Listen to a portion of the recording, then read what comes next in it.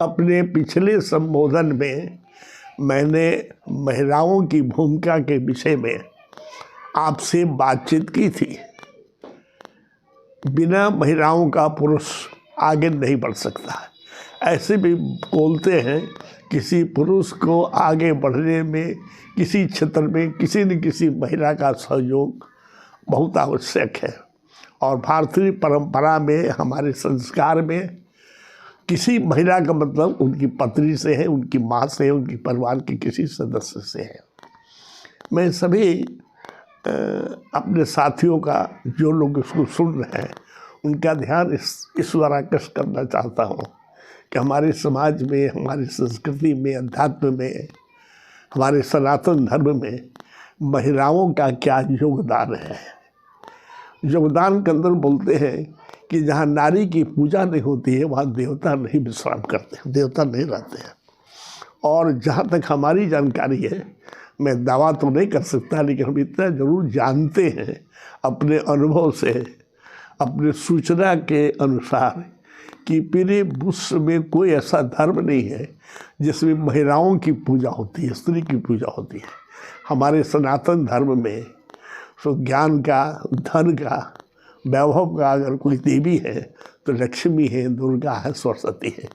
जिस धर्म में, जिस समाज में, जिस संस्कार में महिलाओं को ही इसका देवता माना गया, सारी शक्ति उसी के अधीन है, तो आप समझिए कि समाज किस तरह का पवित्र समाज होगा, किस उद्देश्य से जुड़ा होगा।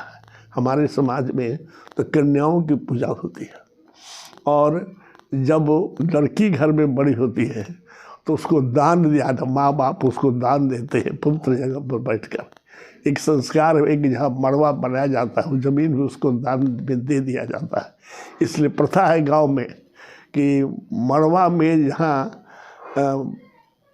माता पिता अपने लड़की को दान में देता है, अपने दामाद को उस ज़मीन को फिर वापस करने की मड़वा खुराई का रस्म होता है कि लड़के के पिता को कुछ न कुछ दान दिया जाता है, पुरस्कार, उपहार, जो बोलिए, तो मड़वा का बात खोल देता है।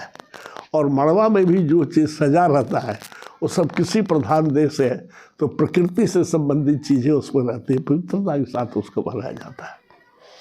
मुझे ऐसा लगता है कि भगवान भी अर्धनारीश्वर थे, तो हमको अगर समाज का उत्थान करना है, विकास करना है, तो महिलाओं को प्राथमिकता देना चाहिए। अभी तो पूरा भारतवर्ष राममय हो गया है। भगवान राम का प्राण प्रतिष्ठा है 22 जनवरी को। आप देखिए कि हम लोग अपने इतिहास को पढ़िए, अपने अध्यात्मवाद के जीवन को पढ़िए, तो मुझे याद है कि मैं छोटा बच्चा था तो माँ, बड़ी माँ, चाची, काकी शाम को अगर कुछ सुनाती थी तो किसकी कथा सुनाती थी? राम की रामलीला कथा सुनाती, सावित्री की कथा सुनाती थी, माँ अनुसुईया की कथा सुनाती थी। ये कथा में कितना वर्णन है। सबरी की कथा सुनाती थी। मंदोदरी का क्या रोल था, क्या उसने सीता हरण के समय में अपने रावण को क्या समझा, यही सब कथा कहा जाता था। ये हमारे संस्कृति का अंग था जिसके बारे में बोलते हैं। और अभी क्या हम देखते हैं कि जब कुछ होता है, मंदिर में हो, समाज में हो, तो वो महिलाएं जिनसे भगवान राम ने बहुत आदर दिया था, आदर्श माना था, उनका कहीं कुछ है नहीं। जितने मंदिर है, मठ है, जितना पूजा पाठ होता है, प्रवचन होता है, महिलाएं वहाँ जाती है, जाते दूसरे के सुविधा दे जाती है। लेकिन जो अस्तित्व सबरी माता को मिला है, स्थान उन्हें नहीं मिलता है। जो कैकेयी को स्थान मिला है कहने के लिए, तो कैकेयी को हम लोग ये देते हैं, लेकिन कैकेयी का रोल, उर्मिला का रोल, सुकर्णा का रोल, मांडवी का रोल, कौशल्या का रोल अलग है। ये सारी चीज़ें के बारे में हमको जानकारी मिलेगी तो हम समाज को आगे बढ़ा सकते हैं। यहाँ देखिए, सोचिए जरा, गांव में जाइए तो पेड़ का नाम पर औरतों का नाम होता है, फूल के नाम पर है, चमेली है, चंपा है, रजनीगंधा है, सब नाम है। गांव में बहुत पहले हम याद है बुधिया, मंगली, सुधिया बोला जाता था। ये नाम भी है। दिन पर, राशि पर, फल पर, फूल पर इतना प्रकृति से लगाव था।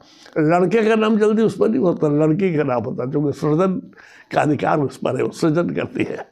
तो इसलिए हमारे समाज में भी किसी का समाज हो, कोई समाज हो।